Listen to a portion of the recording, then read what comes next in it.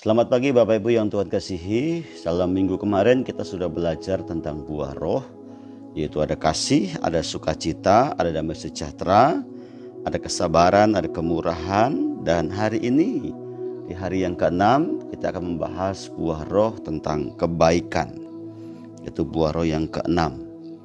Paulus kembali sampaikan bahwa orang dipimpin oleh roh akan menghasilkan buah roh. Buah roh kebaikan artinya begini.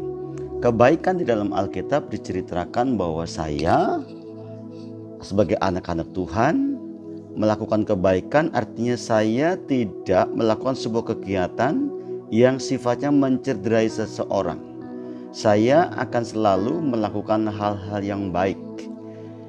Itu. Terus yang berikutnya, bahwa pada waktu saya melakukan kebaikan, saya tidak memandang siapa yang saya perlakukan. Mau dia orang yang mengasihi saya atau bukan orang yang mengasihi saya, kalau saya melakukan kebaikan, saya lakukan dengan sepenuh hati. Tidak ada pamrih. Nah, tetapi hari ini kita akan membahas bahwa yang dimaksud kebaikan di sini adalah setiap tindakan kita yang diketahui oleh semua orang bahwa kita dengan tindakan memberkati dan melakukan kegiatan membantu seseorang. Bahkan Paulus di dalam kitab Filipi pasal yang ke-4 ayat yang ke-5 dikatakan, hendaklah kebaikanmu diketahui oleh semua orang.